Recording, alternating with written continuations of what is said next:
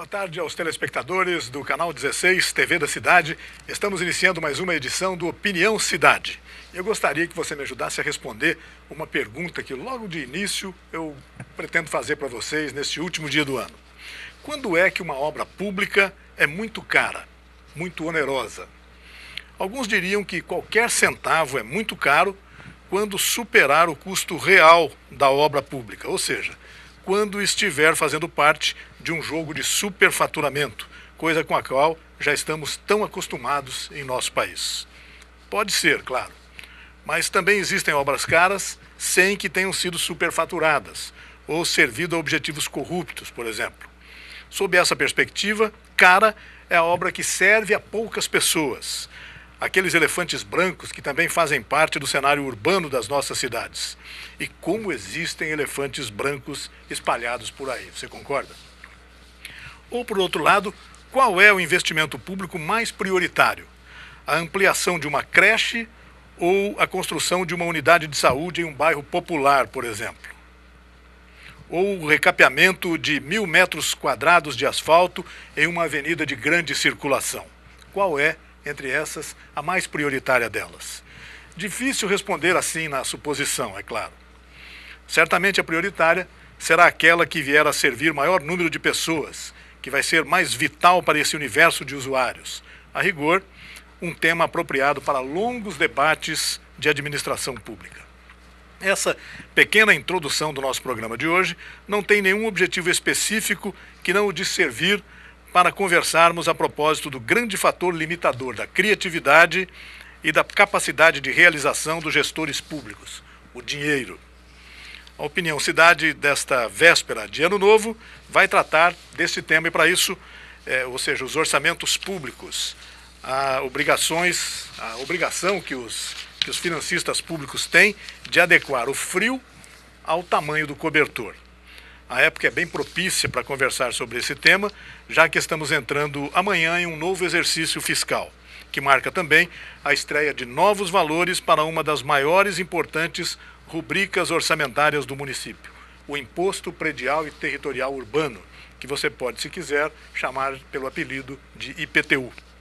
Nós convidamos para o programa de hoje a secretária municipal da Fazenda de Rio Preto, Meire Brito, que é uma economista formada pela Unicamp, mestre de administração de empresas pela Universidade Católica de Brasília, servidora com grande atuação no governo federal, no governo estadual e, sem dúvida nenhuma, uma especialista em finanças públicas. A secretária, no entanto, por motivos pessoais, não pôde ainda chegar ao nosso estúdio aqui na TV da Cidade e, por isso, nós continuamos aguardando e vamos conversar com ela daqui a pouco sobre esse tema tão importante para a cidade, sobre a gestão do dinheiro público de São José do Rio Preto.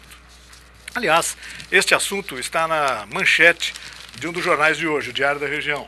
A Prefeitura vai à Justiça para cobrar 200 milhões em impostos atrasados.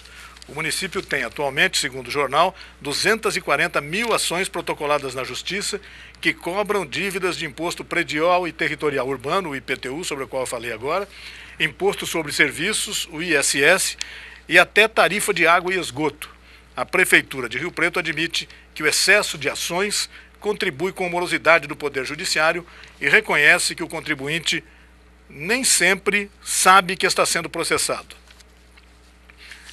O jornal publica uma reportagem sobre esse assunto, inclusive mostrando como o contribuinte pode descobrir se ele está sendo processado nos casos em que ele ainda não tinha sido devidamente notificado, que pode acontecer.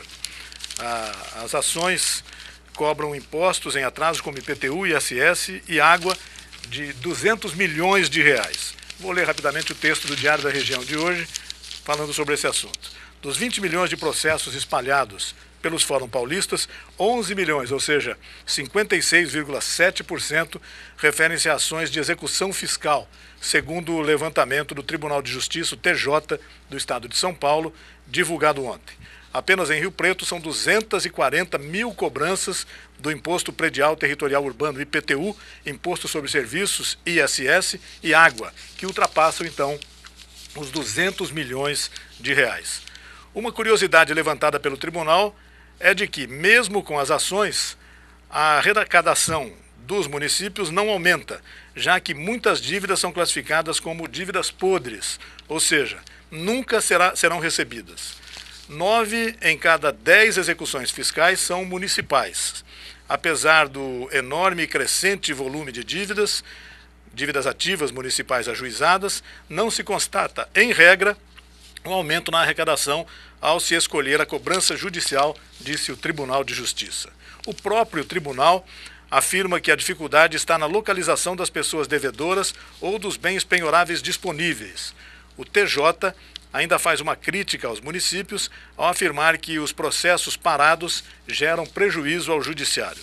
Diz aqui entre aspas, a grande dificuldade está na localização do devedor e de bens penhoráveis suficientes para a satisfação da dívida. Quando isso ocorre, os processos ficam paralisados sem nenhum proveito para a arrecadação municipal, mas em prejuízo do Poder Judiciário, cuja estrutura acaba sobrecarregada com inúmeros processos paralisados que ocupam espaço até que eventualmente sejam arquivados por causa da prescrição, afirmou uma nota divulgada no site oficial do TJ, o Tribunal de Justiça. O procurador-geral do município de Rio Preto, Adilson Vedroni, afirmou ao Diário da Região que a justiça é lenta para notificar os devedores, mas admite que as prefeituras exageram nos processos. O maior problema é a demora que o judiciário tem para notificar. Muitas pessoas nem sabem que tem execuções fiscais correndo. O contribuinte devedor vai ser citado 3, 4 meses depois. A principal causa para não gerar o recebimento do crédito tributário é a morosidade do judiciário, porque há um número exagerado de ações.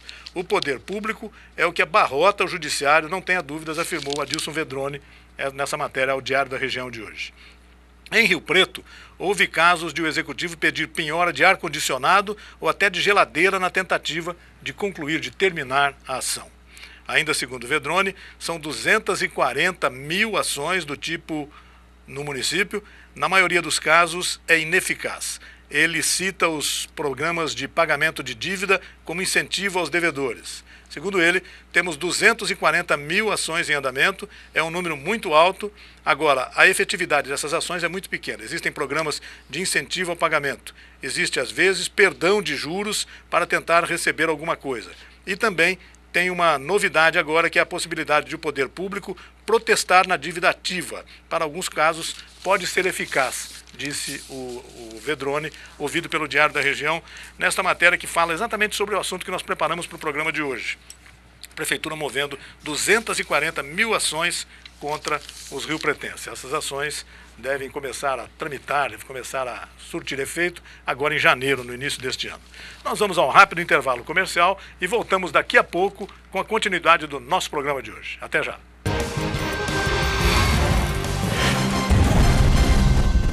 Itamaraty Contabilidade e Auditoria. 30 anos de serviço. Nem precisa dizer que vale a pena. Alcançamos todo o Brasil através da Rede Nacional de Contabilidade. Itamaraty Contabilidade e Auditoria. Inteligência fiscal é aqui.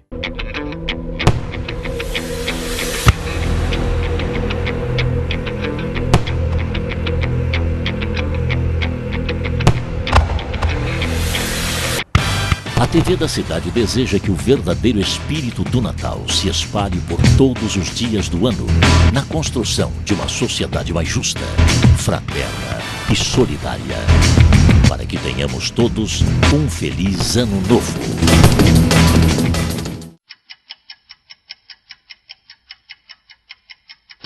A cada segundo, a cada minuto, a cada dia, nosso planeta está mudando. As mudanças climáticas são uma realidade e não vão desaparecer. Muito em breve, e cada vez mais, cada pessoa nesse planeta será impactada pela força destrutiva das mudanças climáticas. Não tenha dúvida. Esta é a maior ameaça já enfrentada pela humanidade. Nós causamos isso e nós podemos parar essa situação. Ainda há tempo. Pare as mudanças climáticas. Inclua seu nome no abaixo-assinado. Sua assinatura vale um futuro.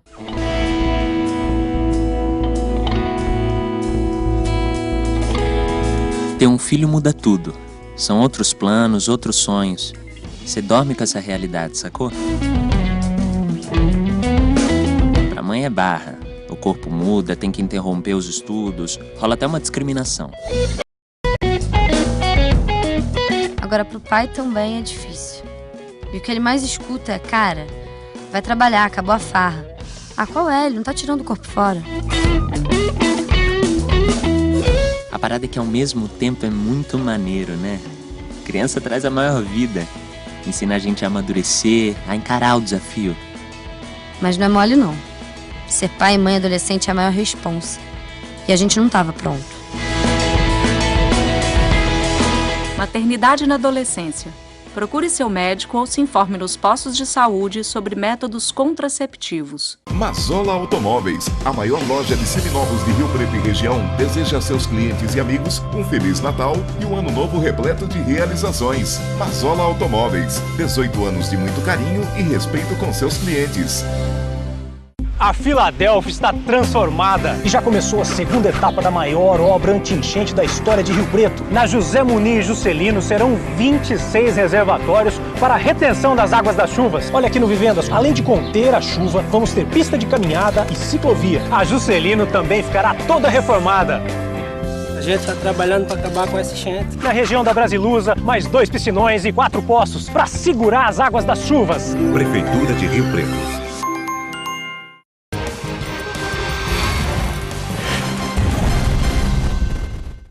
Estamos de volta com o Opinião Cidade neste último programa do ano. No programa de hoje, nós temos a grande honra e satisfação de receber a secretária municipal da Fazenda de São José do Rio Preto, que é uma economista formada pela Unicamp e mestre em administração de empresas pela Universidade Católica de Brasília. Servidora aposentada da Secretaria do Tesouro Nacional, foi assessora do governo do estado de São Paulo em Brasília entre 2007 e 2008, ocupou na administração pública federal os cargos de diretora da Divisão de Estados e Municípios na Secretaria de Tesouro Nacional, Secretaria de Administração Geral do Ministério da Fazenda, diretora de Programas e Projetos do Ministério de Planejamento, chefe da Assessoria de Captação de Recursos do Ministério da Ciência e Tecnologia, atuou como assessora e chefe de gabinete parlamentar na Câmara dos Deputados e como assessora da Copasa Minas Gerais, participou do Conselho de Administração do SERPRO e da Telebrás, entre outras atividades. Sem dúvida, um currículo muito extenso.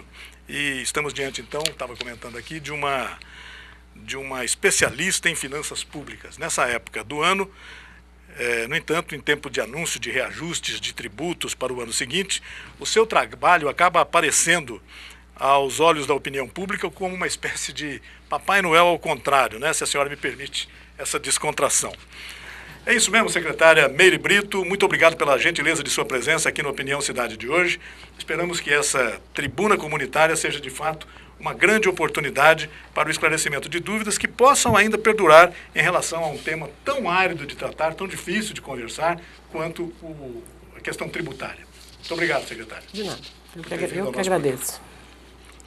Secretária, quais foram os índices de reajuste do IPTU, então, começando assim, para o exercício de 2014? Bom, eu gostaria de iniciar, primeiro, agradecer a participação, agradecer aos telespectadores e de esclarecer um pouco o que é esse reajuste do IPTU que nós aprovamos nesse final de ano, para vigir a partir de 2014. O IPTU, na verdade, ele é um imposto predial territorial urbano. Nós temos um valor genérico, digamos assim, que se constitui na nossa planta genérica para os terrenos, e um valor genérico para a edificação. A nossa planta genérica de terrenos, ela estava um pouco mais atualizada. Porém, a da edificação, ela não sofria nenhum reajuste, nenhum rearranjo, seguindo minimamente a valorização e o crescimento da cidade desde 1999. Então, isso era preciso ser feito, e fizemos, assim, com estudos, com levantamentos, com indicadores, fizemos um reajuste maior na planta edificada, e na planta de terrenos, um reajuste menor. Somando essas duas plantas genéricas, nós temos o que nós chamamos de IPTU para aqueles imóveis já construídos. Então, para a planta edificada, o reajuste foi um pouco superior, né? A média ficou entre 30% e 40% no máximo.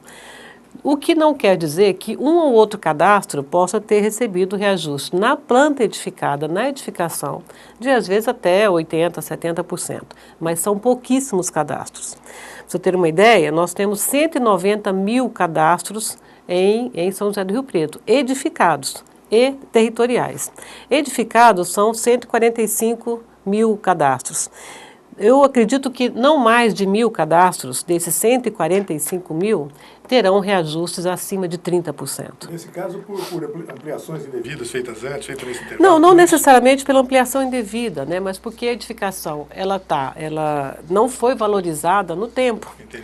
Né? É claro que uma edificação que foi construída em 1999 e não sofreu nenhuma, digamos, reforma, ele está desvalorizado, mas isso praticamente não acontece, né? Nas áreas mais carentes, né, os reajustes não ultrapassaram 15%, né? E nas áreas mais, digamos, privilegiadas, né, de construções de melhor padrão, de maiores construções, esse reajuste chegou a ser um pouco maior. Porém, quando a gente chega ao valor final do IPTU, que você pagará o ano que vem, os reajustes médios ficaram entre 15% e 30%, não em 125%, como foi divulgado. 125% foi um ou outro cadastro e apenas numa das plantas. Não quer dizer que o IPTU dele total será reajustado em 125%. Isso não aconteceu em nenhum caso, eu posso lhe garantir. Agora, na planta edificada, ou seja, a sua edificação, né, em um ou outro cadastro, ela teve reajuste maior. Isso é importante porque a população confunde um pouco quando você pega os reajustes apenas da edificação e vai dizer, meu IPTU cresceu 50%. Não cresceu. O seu IPTU é uma soma do que vale o seu terreno com o que vale a sua casa, você soma aqueles dois valores e chega num valor que nós chamamos valor venal do imóvel, né, e jogamos 1% sobre esse valor. Eu queria, se você me permitir continuar, eu queria, assim, inclusive, esclarecer com relação à questão Dama 1, 2 e 3 principalmente, e solo sagrado. Mais dizendo que a gente reajustou em 15% Dama e 40% solo sagrado. Isso não é verdade, isso foi um equívoco, né? O que aconteceu que houve esse equívoco que foi amplamente divulgado? O Dama, a parte de terreno, já havia sofrido um reajuste razoável em 2009. O solo sagrado não sofreu nenhum reajuste que não fosse apenas a inflação, porque a inflação é importante esclarecer que nós somos obrigados a corrigir anualmente, pela lei de responsabilidade fiscal. Mas nós fizemos um rearranjo nos condomínios, principalmente, e o Dama foi um deles, em 2009 nos terrenos, na parte edificada não. No solo sagrado, ele não sofreu nenhum reajuste em 2009, a não ser a inflação. Neste ano, o solo sagrado, ele é composto das residências, que nós chamamos solo sagrado bairro, e dos mini-distritos, ou distritos industriais. Nós não achamos, os técnicos, né, propuseram e o prefeito aceitou, que a gente fizesse uma separação, ou seja, as residências, elas são menos valorizadas do que os mini-distritos. Os mini-distritos e os distritos industriais, quando iniciam a sua construção, eles têm 4 anos de isenção de IPTU. Só depois é que eles passam a pagar IPTU. E o valor do terreno deles, da edificação deles, estava no mesmo valor das casas, das residências. Nós não achamos justos. Então, nós fizemos um reajuste nos distritos industriais de até 40% na edificação. Os bairros não. Os bairros sofreram aumento, as cidades, né, as residências, que nós chamamos solo sagrado bairro, o reajuste foi de, no máximo, 15%. Né? Então, assim, não houve um reajuste de 40% para as residências do solo sagrado.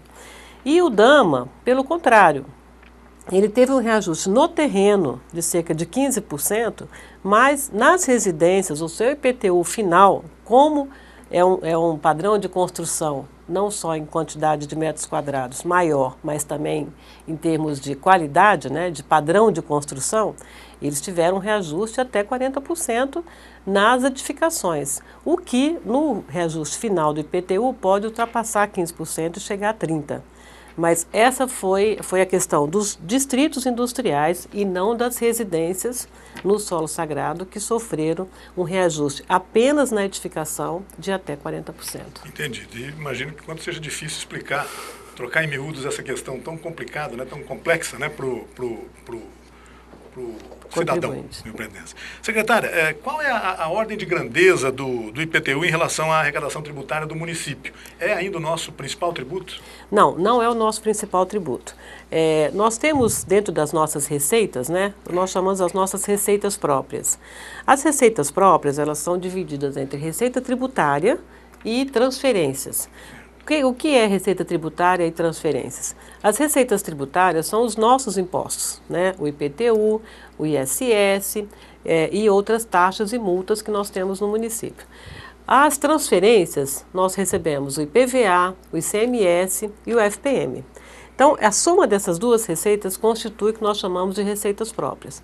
Porque, de uma forma ou de outra, mesmo que sejam transferências, essas receitas dependem do esforço do município. Sim. No caso do ICMS, depende do quanto, né, a cidade está gerando, né, bens que recolhem ICMS.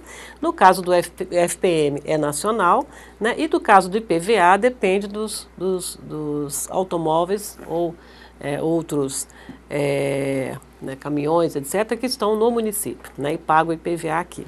Então, são nossas receitas próprias. Agora, o IPTU, né, dentre a nossa receita tributária, o IPTU vinha até os últimos 3 anos atrás como sendo a nossa primeira receita. Hoje não, hoje nós temos o ISS-QN como primeira receita tributária, depois o IPTU e depois vemos as taxas. Quando nós pegamos as transferências, o ICMS é o maior, né? Ele mais ou menos participa com 40% da nossa receita própria. Então seria o ICMS, depois o ISS, depois o IPTU, IPVA e FPM.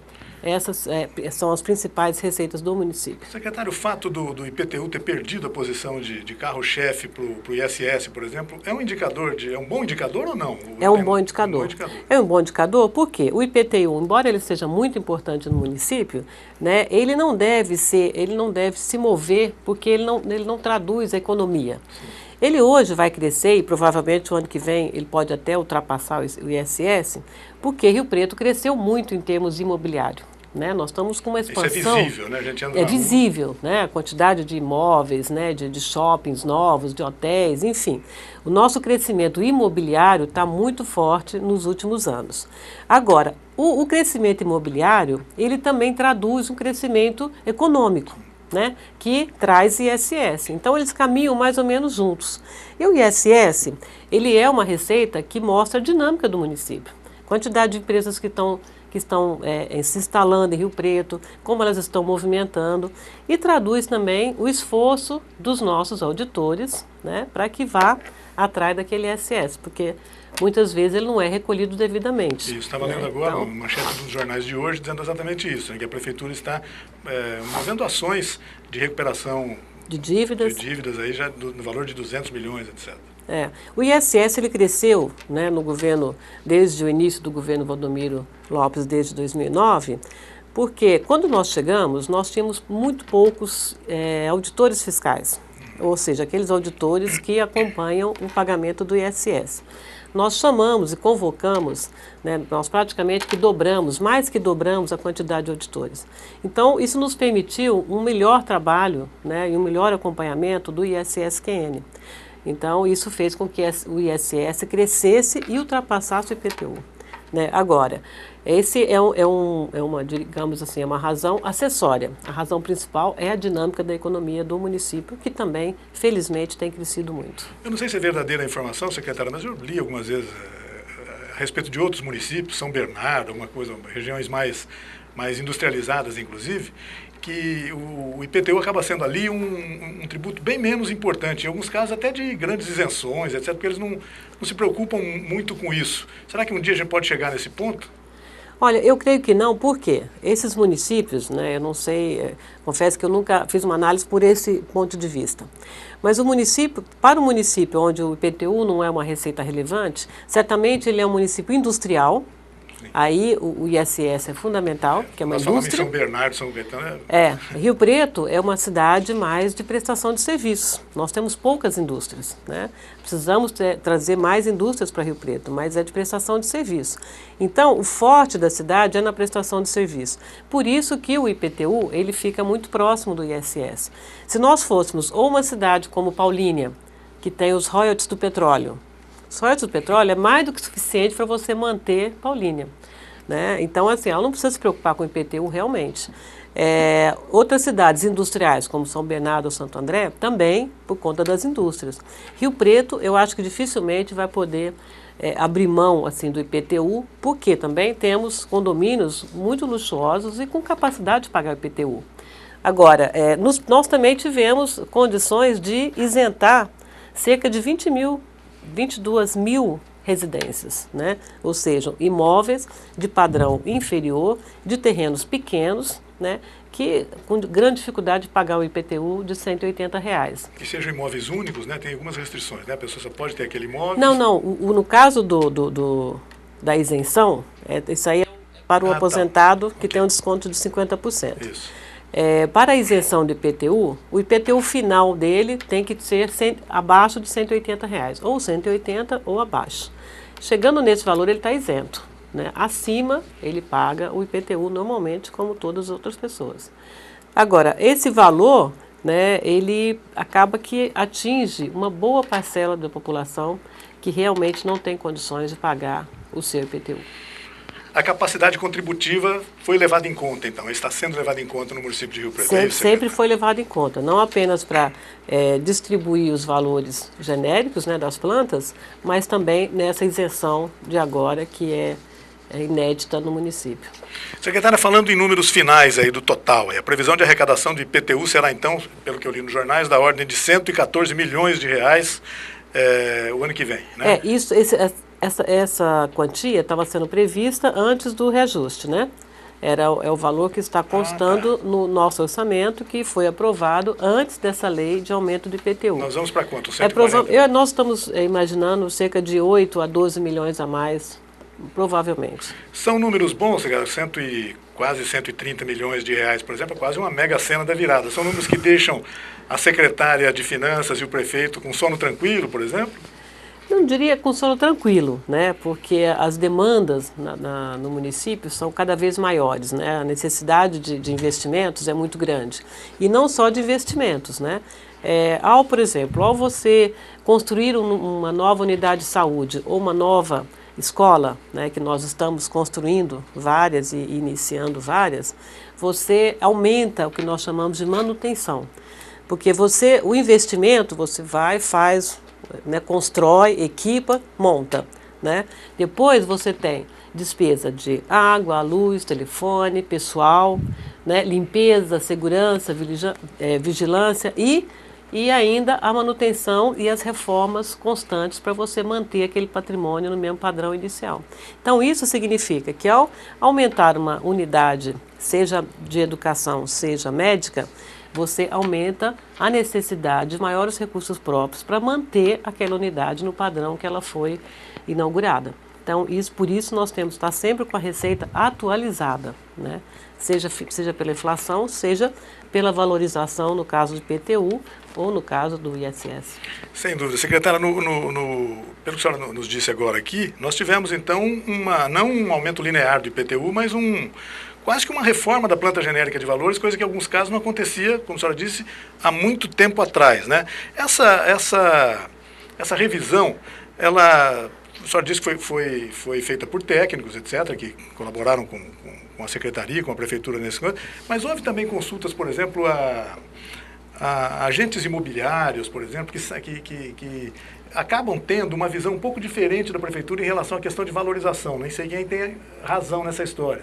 Mas a reforma da planta genérica de valores não é um assunto tão complexo para ser discutido rapidamente, ela não tem que ser antecedida por debate na Câmara Municipal, etc. O que a senhora pensa a respeito disso? Olha, é muito difícil, você pode acompanhar em todos os municípios, né? E nós tivemos neste ano vários municípios com revisão de planta genérica. É uma discussão complexa, de fato, porque abrange diretamente toda a população. Porém, também se você abre essa discussão inicial, dificilmente você consegue chegar ao fim. Né? Eu sei que a ideia era que você pudesse discutir um pouco mais. Porém, a discussão foi interna, né? Foi interna no município e depois com a Câmara. Porém, nós fizemos vários levantamentos. A gente faz levantamento de outros municípios, a gente pega um levantamento da Associação das Imobiliárias de Rio Preto, para ver quanto elas estão avaliando os terrenos, por exemplo. A gente faz comparações, né, com indicadores de edificação. Ou seja, são feitos vários estudos e depois de feitos todos esses estudos, a gente normalmente não chega num valor nem de 50% daquilo que foi avaliado. Normalmente a gente chega no valor com esses estudos e coloca de 30% a 40% daquele valor. Para você ter uma ideia, por exemplo, uma casa no Dama com 590 metros de construção e de 500 metros de terreno, ela paga um IPTU, ela chega no valor venal da residência de cerca de 350 mil. O senhor acredita que exista alguma casa no Dama que custe 350 mil com 590 metros quadrados de construção? Se tiver, dá para comprar. Se tiver, eu compro. Eu gostaria muito, eu faria um empréstimo e compraria. Então, é este o número, entendeu? Então, assim, dificilmente a gente... embora a gente faça esse levantamento, a gente não chega nem na metade do valor, de fato, do valor que custa, né, ou de mercado daquele bem. Porque o IPTU poderia ser, sim, né, aplicado sobre o valor de mercado, né? Só que a gente não acha que precisa ser o valor de mercado, até porque você tem distorções no mesmo bairro, né? Então, agora, você vai fazer essa discussão, é muito distinta, Se abrir essa discussão... Você não consegue chegar do outro lado. Infelizmente... Se chegar alguém e perguntar, quer que aumente o seu imposto? É impossível. Assim, olha, eu concordo, eu acho que democracia é sempre bem-vinda, a discussão, os debates. Só que em se tratando de imposto, desde a União até o município, passando pelo Estado, dificilmente dá para você abrir muita discussão, ou então você não consegue realizar nada. Você vê que quantos anos a gente gostaria de ter uma reforma tributária de fato na União, né, na federação, digamos.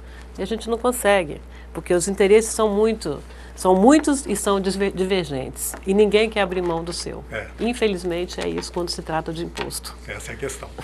Vou pedir licença para a senhora, um minutinho só, para a gente fazer um rápido intervalo e voltar daqui a pouco com mais um bloco do nosso Opinião Cidade. Até já.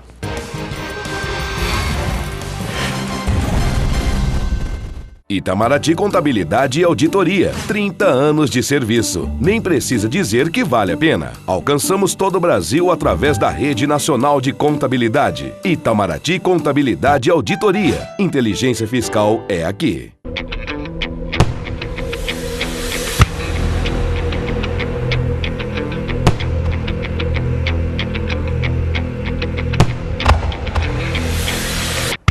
A TV da cidade deseja que o verdadeiro espírito do Natal se espalhe por todos os dias do ano na construção de uma sociedade mais justa, fraterna e solidária, para que tenhamos todos um feliz ano novo.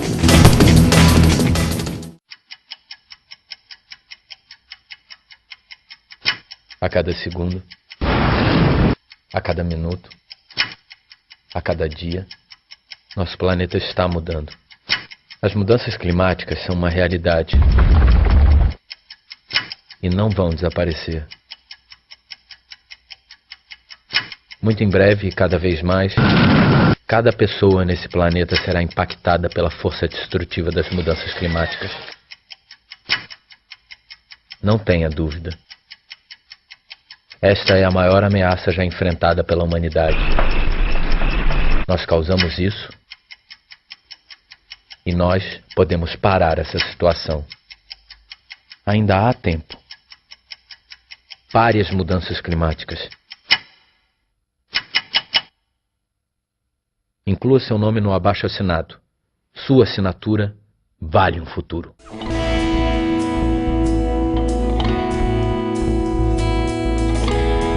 Ter um filho muda tudo. São outros planos, outros sonhos. Você dorme com essa realidade, sacou? Pra mãe é barra. O corpo muda, tem que interromper os estudos. Rola até uma discriminação. Agora pro pai também é difícil.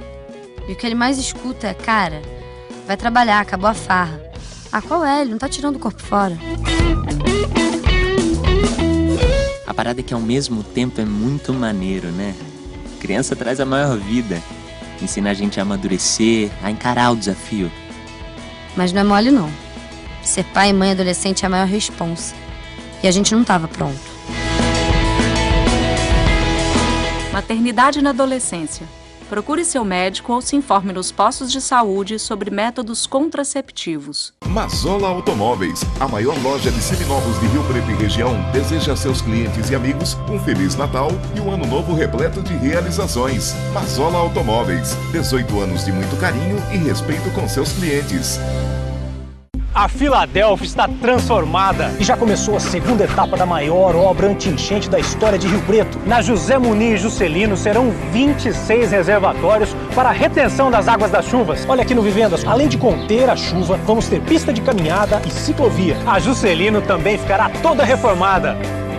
A gente está trabalhando para acabar com essa enchente. Na região da Brasilusa, mais 2 piscinões e 4 poços para segurar as águas das chuvas. Prefeitura de Rio Preto.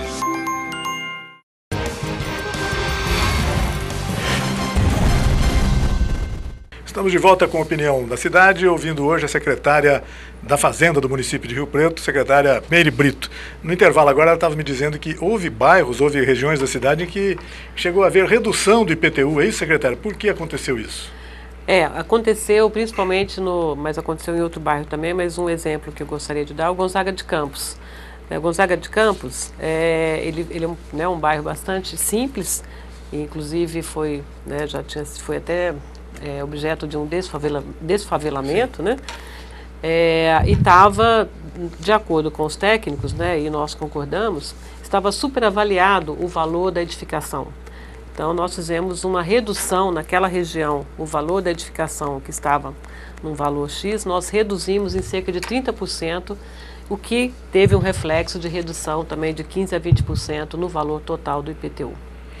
Secretária, nós já mencionamos aqui, eu gostaria que a gente aprofundasse um pouco sobre essa questão dos critérios para a concessão de isenções e descontos, beneficiando especialmente os proprietários de um único imóvel e que já estejam aposentados. Quais são esses descontos possíveis e como as pessoas devem agir para obter esse desconto? Todo aposentado que tenha renda familiar até 2 salários mínimos, que tenha apenas um imóvel, ele tem direito a 50% do seu IPTU. Esse desconto ele tem que ser requerido, ele não é automático, ele é requerido, né? O aposentado tem que se dirigir ao Poupa-Tempo ou ao Ganha-Tempo no Shopping Cidade Norte, apresentar, né, comprovar que ele tem uma renda familiar de até 2 salários mínimos, que tem apenas um imóvel e solicitar esse desconto de 50%. Agora é importante, nesse momento que nós temos uma nova lei e temos isenção até 180, se o IPTU final do aposentado ele já for 180, ele nem precisa requerer porque ele já vai ser isento. E a isenção ele vai receber um boleto, né, dizendo que ele estará isento naquele IPTU de 2014. Se for acima de 180, ele vai requerer os 50% sobre o seu valor total. Né? E depois, se ele pagar à vista, ele tem ainda os 10% do pagamento à vista. Mas ele não vai ter os 50% e depois ver se ele é isento ou não. Né? Então, depois de apurado os 180, se for acima, é que ele requer, por exemplo, se ele tiver um IPTU de R$200, ele vai pagar R$100 de IPTU. Entendido. Secretário, e quando devem chegar aos domicílios os boletos para o pagamento? Quais são as opções oferecidas, então, para o desconto à vista? A senhora disse agora, 10%, isso, né? E como devem proceder as pessoas, isso já acabou de explicar, que terão direito aos descontos, né? Tem que esperar chegar o boleto. Nesse momento, nós estamos na fase, né, de cálculo de toda a nossa planta, de todos os imóveis, né? Estaremos distribuindo esses primeiro boleto, né, nós encaminhamos um boleto único, que é para quem quer pagar à vista, com desconto de 10%, com pagamento até 10 de fevereiro. Então, até o final de fevereiro, no máximo, a partir do dia 15 de janeiro, nós iniciamos a distribuição por correios. E nós imaginamos que até o final do mês, no máximo, todos já tenham recebido o seu boleto para pagamento à vista. Se você não quer pagar à vista, você desconsidere esse boleto e aguarde que nós estaremos encaminhando os 5 primeiros boletos do parcelamento de 10 parcelas, né? Porque nós temos 2 formas de pagar o IPTU, ou à vista com 10% ou parcelado em 10 vezes. Então, os 5 primeiros boletos nós estaremos enviando assim que a gente apurar quem pagou ou não o IPTU à vista. E o próximo pagamento é 10 de março. Então, até o início de março, todos já estarão recebendo suas 5 primeiras parcelas, para que possa pagar até o dia 10 de março a primeira parcela do IPTU de 2014. E qual a expectativa da Prefeitura, secretária, com o número de pessoas que vão optar pelo pagamento à vista? Existe algum cálculo, alguma expectativa? Olha, a gente tem, desde 2009, né, esse pagamento à vista tem sido em torno de 45% a 50% do valor que nós enviamos os boletos. Né? Esse ano nós contamos, o ano passado foi 50%. Nós estamos aguardando também um pagamento de em torno de 45% a 50%, porque o desconto de 10% é um desconto razoável, né? Que vale a pena ser pago à vista. E as outras parcelas vão de março a dezembro? Isso, de março a dezembro, todos os dias 10 do mês ou dias subsequentes. O combustível para a Prefeitura manter o seu custeio, os seus investimentos, o ano todo, né? Enfim, é o ano todo. Porque as nossas outras receitas, né, elas não são concentradas. Nós temos o IPTU e o IPVA, que são mais concentradas no início do ano, né? Porque o IPVA também tem um desconto de 3% para quem pagar à vista. Isso. Então, metade do IPVA é que vem para o município. Que vem para o município. E normalmente ele se concentra, né, no primeiro semestre, nos primeiros meses, janeiro, fevereiro e março. Depois nós temos as nossas outras receitas, o ISS, por exemplo, normalmente ele é um pouco maior no segundo semestre. Certo. E com isso a gente vai equilibrando as receitas com as despesas durante o ano. Secretário, no caso do IPVA, 50% vem para o município, mas há restrições para a utilização, para esses investimentos, né? Eles têm que ser investidos prioritariamente em obras de trânsito, ou estou enganado? Não, o IPVA não. O IPVA faz parte da nossa receita. Os recursos do FUNTRAN, de multas de trânsito, por exemplo, é que tem restrições para aplicação apenas no trânsito, de acordo com a lei do FUNTRAN. Secretário, Fundo de trânsito. Estou vendo que a senhora não precisa nem recorrer a anotações, números, porque esses números estão muito presentes na sua memória. Eu queria que a gente conversasse um pouco sobre a previsão global da receita e despesa para o orçamento municipal de 2014, que começa amanhã. Fica em quanto por cento acima dos índices de 2013, secretário? Olha, em média, né, o nosso orçamento total tem crescido aí por cerca de 10% até 15%, dependendo do ano. Para um país que cresce 1%, tá bom, né, secretário? Tá bom. O crescimento de Rio Preto, com certeza, está bem acima do país. Do PIB. Mas o nosso orçamento total, porque nós chamamos nosso orçamento consolidado, que faz parte do orçamento da Prefeitura, do SEMAI e da Rio Preto Prev, e da Incop, né, que é um pouco menor, mas também. Então, esses 4 orçamentos, eles se refletem no que nós chamamos de orçamento consolidado do município. E que a previsão para 2014 é de R$ 1.600 bilhões, 600 milhões de reais, aproximado. Interessante valor, hein, secretário? Um número bom, né? Um número bom. Para você ter uma ideia, é o mesmo orçamento de Jundiaí. E Jundiaí é um município altamente industrializado. A senhora falou do SEMAI, cujo orçamento é incorporado no processo todo. O SEMAI também deve promover um reajuste nas contas de água agora também, a partir desse ano, teve um reajuste de 8,06, se não me engano. Esse é linear e é correspondente à inflação, alguma coisa? Não, esse é linear e é correspondente apenas a... Assim, é linear, mas ele tem várias tabelas, né? Eu não saberia aqui explicar exatamente. Mas foi corrigido apenas a inflação do período. Entendi. Porque o SEMAI, o reajuste dele normalmente é no início, no meio do ano, em junho para vigir a partir de agosto. Então, como não foi feito isso em agosto, então pegou-se o período desde o último reajuste até agora, que deu pelo IPCA, que deu cerca de 8,06%. Por isso que deu 8%. Isso. Perfeito. E como se comportou o equilíbrio da receita e despesa em 2013? A conta fechou, secretário? Ainda não dá para saber isso? Claro, não, com certeza. Isso eu sei todos os dias. A gente acompanha diariamente. Fechou e sempre fecha positivo, né? Até porque nós não podemos fechar as nossas contas com déficit, né? Esse controle da receita e da despesa, ele é feito diariamente, mensalmente, para que a gente não tenha nenhum desencontro, né? As despesas não podem, e hipótese alguma serem maior que as receitas. Mas para isso, no decorrer do período, a senhora tem que, digamos, fechar as torneiras de algumas secretarias. A gente tem que ir acompanhando, nós temos o que nós chamamos o cronograma de desembolso, né? Então a gente vai controlando no tempo, né? A cada mês as despesas não podem ser maior do que as receitas.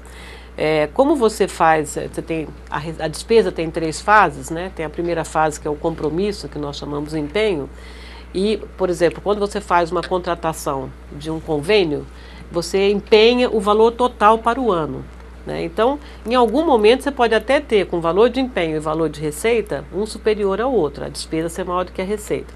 Mas é apenas por uma questão de contabilização daquele convênio, daquele contrato, que você faz o comprometimento da receita para o ano inteiro, da receita não, da despesa, embora ele seja desembolsado mensalmente. Sim. Mas isso é um acompanhamento que a gente faz, que é a chamada execução orçamentária, que a gente faz isso no dia a dia. Ou seja, o papel de fechar as torneirinhas aí é um papel que cabe à secretária Meire Brito, claro que junto com o prefeito. Não só a mim, né? É um trabalho em equipe, né? Nós temos as áreas fins, que são responsáveis pelas maiores despesas, temos o planejamento, que faz o acompanhamento do orçamento, e temos a fazenda, que está na parte final da despesa, que é o pagamento, né? A gente também faz o empenho, mas a gente faz o pagamento. E a gente vai trabalhando em conjunto para que isso não tenha nenhum problema. Secretário, deixa eu fazer uma pergunta para saber se é verdade uma fofoca que eu ouvi dizer. Dizem que alguns secretários municipais têm medo de encontrar com a senhora nos corredores da prefeitura, medo de que a senhora se lembre, eu preciso fechar a torneirinha dessa secretaria aí. Claro que isso é um exagero, mas mostra como anda esse nível de responsabilidade, de tensão em relação a essa questão de acompanhar as finanças públicas, né, secretária? Não, eu acho que isso é uma brincadeira, né, provavelmente. Não tenho dúvida que nenhum secretário tem medo de mim, até porque eu me dou muito bem com todos eles. Às vezes, em algum momento, a gente tem uma necessidade da secretaria que a gente tem que adiar um pouquinho mais ou menos. E isso, claro, você como secretário, seja ele qual for, ele quer cumprir os seus compromissos e fazer os seus programas, né? Todo secretário tem a sua programação e ele quer seguir aquilo com a maior eficiência possível. Então, às vezes, nós, da fazenda e do planejamento, reduzimos esse time, digamos, né? A gente, às vezes, atrasa um pouco o cronograma e nenhum secretário fica satisfeito com isso, óbvio. Mas isso é um trabalho em equipe e a gente não tem tido nenhum problema com nenhum secretário, felizmente. E, no fundo todo, né, o próprio prefeito também não deve ficar satisfeito com atrasos, né? Mas, às vezes, a questão de dinheiro é dinheiro, né? Não dá para fabricar, né, secretário? Claro, assim, o prefeito sempre quer, o prefeito e todos os secretários, fazer tudo o mais rápido possível, né?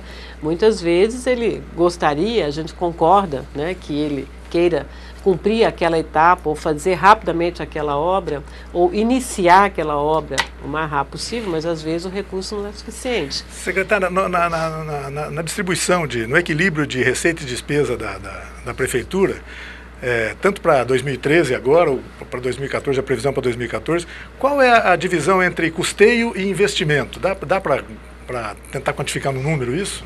Dá mais ou menos, eu não tenho os números corretos agora, mas eu diria que a gente, assim, de forma até surpreendente, a gente tem mais ou menos em torno de 70% e 30%, 30% investimento e 70% custeio. Por quê? Dentro do custeio, a gente tem todos os gastos com a educação e com saúde, que são considerados, digamos, não é investimento. Porque o investimento você faz, por exemplo, em educação e saúde, você faz uma vez só. Quando você faz um investimento, na verdade é só o prédio e os equipamentos que são investimento. O pessoal, toda a manutenção, todos os medicamentos, todo o material que é gasto na educação e na saúde, que são elevados, são custeios. Então, desses 70%, eu diria que 40%, mais de 40%, de 50% a 60%, vai tudo para a educação e saúde. Hoje nós temos gastamos de todo o orçamento da prefeitura, 25% em saúde, 26% a 27% em educação e cerca de 34% em pessoal. Então você vê que para o restante das despesas, né, para você fazer infraestrutura, para você fazer asfalto, manter, enfim, sobra pouco recurso. Então esse equilíbrio aí nós fazemos isso no dia a dia. Assim, não é simples, só é possível porque é feito em equipe. Sem dúvida. Secretário, alguns anos atrás, já há muitos anos, eu me lembro da época que se comentava que a Prefeitura de Rio Preto, isso há 30, 40 anos atrás, falava em equilíbrio de custeio e despesa em 50%, 50% e 50%. Mas não havia a questão da educação ainda que pesava muito, né? Que pesa muito, né? Então hoje realmente não é possível, né? Tentar segurar em 50%, acho que... Não dá para você ter 50% de custeio e 50% de investimento, dependendo de como você classifica investimento. Sim, né? Essa é outra questão. É a classificação, porque assim, investimento, de fato, né, só pode ser considerado uma construção, uma edificação, por exemplo, que é uma obra. Agora, né? pagar um professor... Isso, o professor não é. Você vai educar, você vai qualificar o professor também não é. Nós sabemos que né? Você vai dar todo o material escolar também não é. O uniforme também não é investimento. Tudo isso é custeio. Toda a manutenção dos equipamentos também é custeio. Né? Você compra o equipamento, você compra uma vez só. Normalmente os equipamentos têm uma vida razoável, mas todos os anos ele tem que ser mantido. A manutenção dele não é investimento, é custeio. Sem dúvida. Então, assim, eu acho que você ter 50% tem que ter muito investimento. Acho que já foi o tempo, né? Gostaríamos que fosse dessa forma. Mas se você tem, por obrigação, de ter no mínimo 25% em educação e no mínimo 15% em saúde, não tem como ser 50%. Como a gente já gasta 25% em saúde e 27% em educação, já ultrapassa o custeio e o pessoal. Isso não está incluído o pessoal. Sem dúvida, tem então, pessoal. Quando você envolve o pessoal, aí você já atinge 70%. Não tem como. Secretária, para encerrar, a senhora considera o perfil da máquina pública da Prefeitura de Rio Preto um perfil adequado? Isto é, uma máquina enxuta, uma estrutura na medida certa, para usar uma expressão que os regimes de televisão estão usando, ou ainda cabe um processo de emagrecimento, secretária? Olha, eu acho que a estrutura da prefeitura é enxuta. O fato de você ter 20 ou 22 secretarias não significa que você tenha uma máquina inchada. Porque, na verdade, você tem secretarias, mas o escopo dela é menor. Né? Assim, na verdade, você está dividindo as responsabilidades e até as competências. Né? Então, às vezes, se você juntar muitos assuntos sobre uma mesma pasta, você pode estar sendo até ineficiente, porque nem o secretário ele também não tem as qualificações necessárias, às vezes, para cuidar de tantos assuntos diferentes. Então, eu acho que Rio Preto, sim, ele tem uma estrutura enxuta, adequada, entendeu? Nós não precisamos nem mais secretarias e não acredito que a gente precisa reduzir também.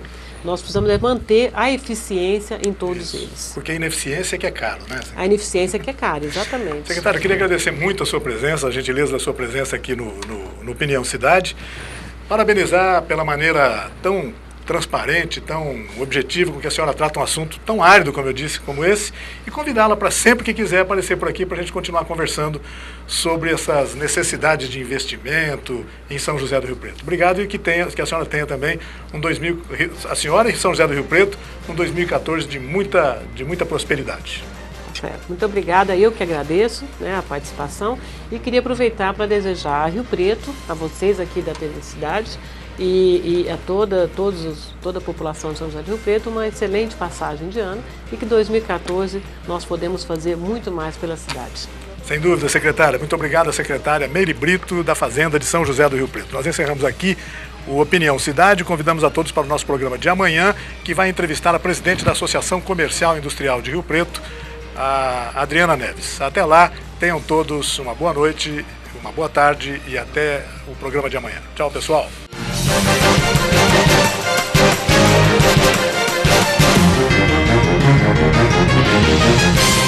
Thank you.